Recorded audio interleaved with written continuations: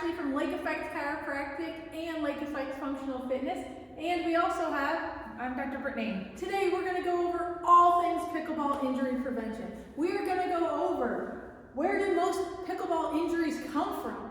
We're going to go over why it's super important to do a pickleball warm-up. We're going to go over why you need to strength train to help decrease injuries. And then we're going to go over why we need a cool down. In our office, what we do and what we focus on is we help active adults and older adults get out of pain so that they can continue to do everything that they love. At our office, we treat so much more than just neck and back pain.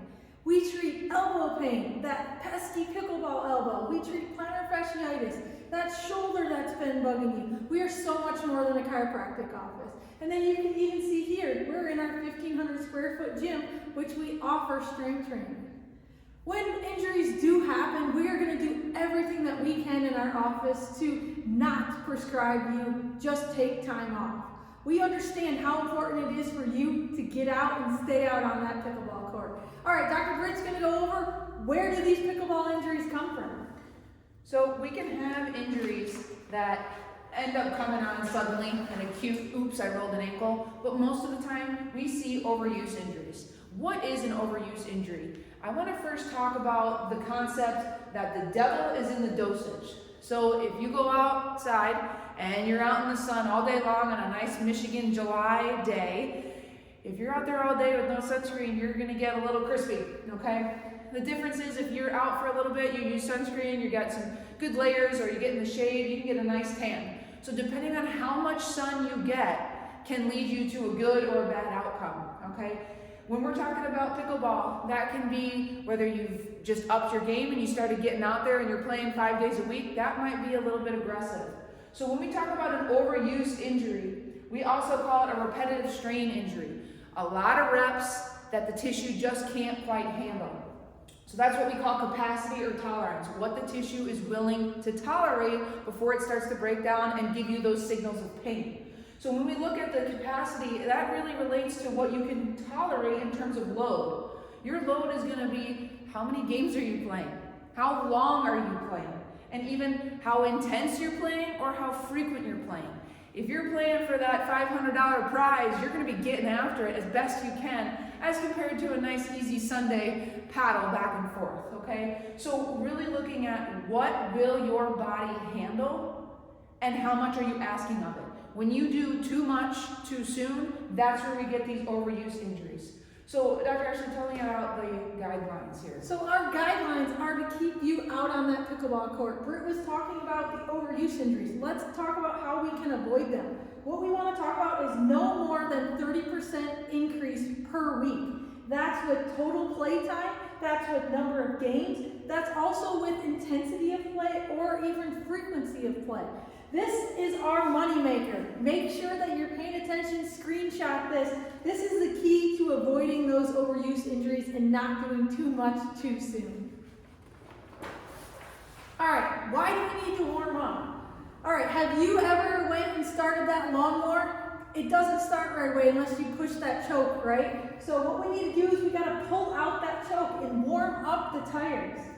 Your game time should not be the first time that you're reaching your full speed or your full range of motion. All right, next we're going to talk about what a great warm-up is. The first part of the warm-up, what we want to do is we want to do a great 2 to 5 minute brisk walk. So we're going to walk up and down the court, nice and fast, a little forward, backwards. Then we're going to start priming those shoulders up. We're going to go through what we love. We call it the banded 7. So you're going to need a light band. The first one, you're going to go out like this, pull those shoulder blades apart. We're going to do 7 reps here. Then we're going to go at a diagonal. That same thing, 7 reps here. Good. Other diagonal, 7 reps here. Next, we're going to put the arms right down here and we're going to work on that rotation. Good. Then we're going to pull the band overhead like this. You're going to do those banded pull-aparts. Then you're going to go straight overhead with that band tension. And then lastly, we're going to do an over and back.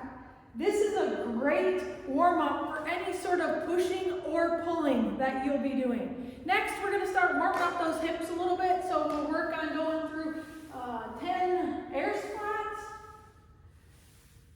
And then we're gonna move on to some Frankensteins. Let's prime up those hammies.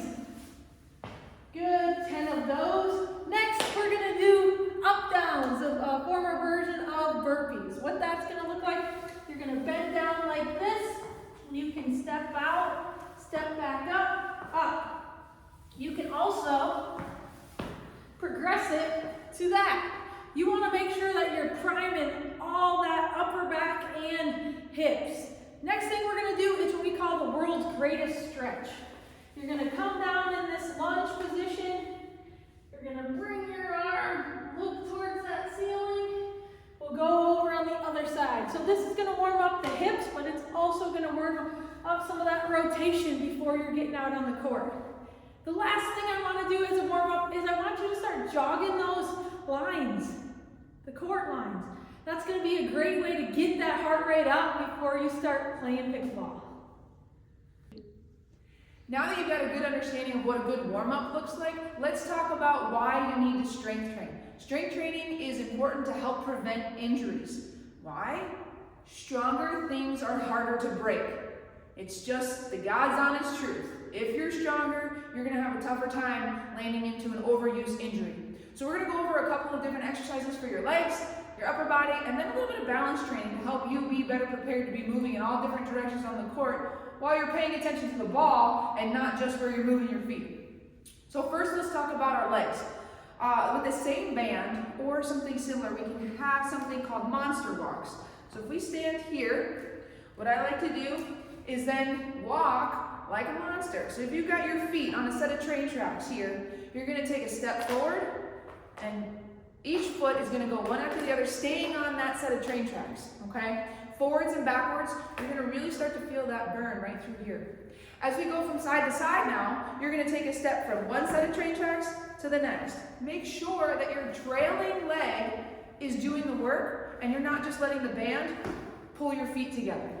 So that is not gonna make that booty work. So take a step, control. Take a step, control. Next, let's talk about doing a wall sit. That's a nice way to start creating some strength through the quads and through your knees so that you can be really quick in changing directions and really trusting. So as we come over here, slide down, get to an angle where you feel comfortable. You're gonna feel that stretch across here, those muscles turn on, and we just hang out here. You wanna be at a nice angle, maybe all the way down to 90 degrees, okay? If you're getting really good at this, you can hold it for 20, 30 seconds, up to a minute. If you need to, hold some weight, make it a little bit harder. This is just a nice steady way to load the quads and the tendons that go across the knee joint. The next move for the legs is squats. We always need to be able to get up off the toilet, in and out of a chair, and be able to get down and do what you want to do to be able to make those great plays on the pickleball court. So, feet nice and comfortable, about shoulder width apart, squatting down, coming back up. We can hold a weight here, we can hold a weight here. Lots of different variations, but doing squats will help keep your legs stronger all around. Lastly, for the legs, we'll talk about doing lunges. When we're playing pickleball, we lunge all throughout the game. You want to step and reach, that's a lunge. We're talking about one leg at a time. So we can be here, lunge. We can go backwards, lunge. Make sure that when you do a lunge, you have that leg spaced properly, and the knee lands right over the ankle. You don't want to take too small of a step where you really kind of put a shear force through the knee. Make sure your step is big enough. You can stay here. Make sure your feet are on those train tracks again. Not a tightrope. That's really hard. Nice and balanced on the train tracks, coming down. Maybe you don't get all the way to the ground. Maybe you're able to work here. You could have a chair next to you and help yourself come up a little bit. Whatever you need to start working those individual legs one at a time. Next, let's go to the upper body. Overhead press. Grabbing a weight, pressing overhead, arms and shoulders. You want to be able to reach and confidently be able to get those hits without worrying about your shoulder blowing up. Pull aparts. Take this band again. Arms straight in front. Pulling. Squeeze those blades together. And coming back. This is working more of our back muscles. Make sure your shoulders stay down. and getting a nice set of controlled reps here. You do not want to pull out and let the band come together, okay? You want to control. Anytime you use a band, you make sure you run the band and that doesn't run you.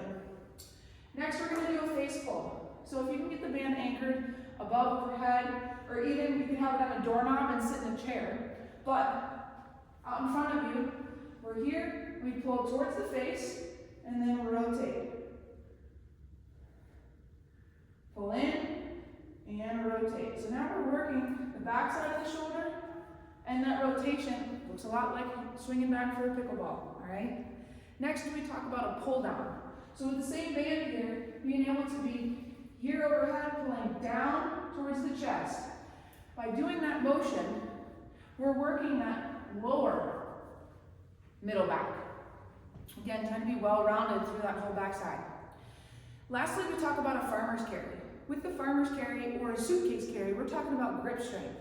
So when you hold onto that pickleball racket, that's where we can get some of that elbow pain. So you want to train that. Spend time holding weights and walking. It also looks like carrying groceries in, okay? So whether you have the same amount of weight in both hands, chest tall, shoulders down and back, squeeze those arms like you got a $100 bill under here. You don't want to lose it. Hold on to it. And then we walk and we spend time under this load. This is a farmer's carry. A suitcase carry is maybe just a weight in one hand, tall, and that's going to work through that midline a little bit more. That core is going to be having to work so you don't tip over. Lastly, I want to talk about balance training. So when you're running around on the pickleball court, you're not thinking and looking where your feet are and where you're going. You're watching the ball, trying to get to it and do whatever you need to. So you got to have the ability to know where your body is in space. So the first thing I want you to try is tandem standing. Now, if you have any issues with balance, make sure you've got a chair or the wall next to you. We call this first move a tandem and standing. Working on trying to get as much time as you can, up to a minute. You're going to put your left foot next to your right heel. So that right foot is just in front, right heel next to the left big toe. Standing here, can you hold this position? Your feet are touching, okay? You want that right heel next to the left big toe, okay? Can you stand here? Great. Can you stand here and close your eyes? Now again, make sure you're supported. I do not want to have anybody fall over. But if when you close your eyes, you now take away the input from your eyes on what is level, okay? Now you're going to find a difference, likely, between the right and left foot. So now let's put the left foot forward, right foot back, and we stand. Feel how your body's responding. Do you have a lot of activity here? That's going to give you a clue that you need to be practicing this a little bit more. Next, let's move on to a single leg balance. So when we're standing on one leg, again, it's a smaller point to balance on. So can you maintain? If this is good and easy, close your eyes. Again, this is challenging. You will probably find a difference between the right and left leg. That's okay. That's just something to be continuing to practice. Okay? Now, let's talk about line hops. So we're changing direction, we're jumping, we're making quick movements, those quick twitch muscle fibers. You want to be able to be hopping right and left, front and back. This is something to train and practice. So from here, an imaginary line, if we jump back and forth. Right? Quick and easy, not far, but then we can also go forward and back. Take it another way, you can go single leg. Forward and back, right and left. You could just jump in place, working on these quick twitch fibers. Lastly, let's talk about some hops and jumps, broad jumps. We're jumping forward and control. Try to land quietly.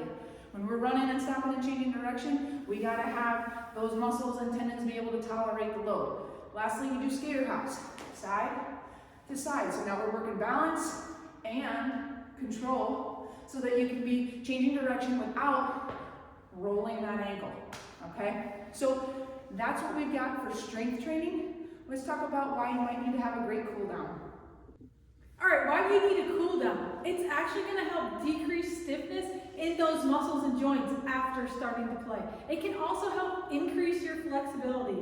And then after playing, we want to make sure that we start bringing that heart rate down. The first thing we're going to do in our cool down is do a good 3 to 5 minute brisk walk. You can do forward, backwards, but just start bringing that heart rate down. Next, we're going to go over what we call a standing quad stretch. So what you're going to do is you're going to stand, you're going to bring that foot up. You should be feeling it right in here. If that is too challenging for you, you can stand in that scissor stance do a little lunge. You're gonna squeeze that butt cheek and you should feel it a ton right in here. Next, we'll go through the standing hamstring stretch. You're gonna go like this and bend over and do that forward fold. Hold that for a good 30 seconds. Next thing we're gonna do is go out to a wall. This is gonna be a chest stretch. So your arms here, you're gonna rotate towards that wall and help open all of this up. You can do both sides, just like this. Next, we're gonna go through your calf stretch. So go up to a wall, bend this just like that. We'll do the first one with that leg straight, just like that. Hold it for about 30 seconds. Then we'll bend that knee, and you'll hit a different part of the calf down there. You'll hit the soleus. Next, we're going to talk about going through stretching those forearms out, so you can bring them just like this. Good. You can do it out straight like this. Then let's cool down those shoulders a little bit. Hold 30 seconds on each side. And then the last one we're going to do is going over the hips. So we're going to go back to that world's greatest stretch in that lunge position. You're going to rotate away here and then rotate towards. And that's going to open up those hips and that middle back.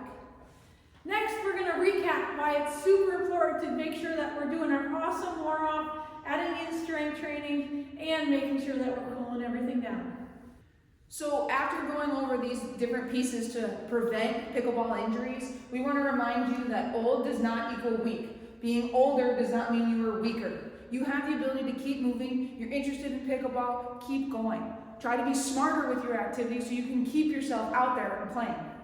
Some of the key takeaways: make sure you gradually start to increase activity. If you're coming off the couch out of winter and you're getting outside to play, make sure that you just gradually start to play a little bit more and just gradually increase your intensity. Don't jump in and go too much too soon.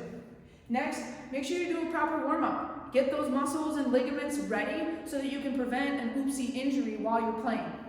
And then when you're done, cool down. Get that increased flexibility and try to keep those joints loose and mobile. You're getting a lot of good motion in. Let's keep it.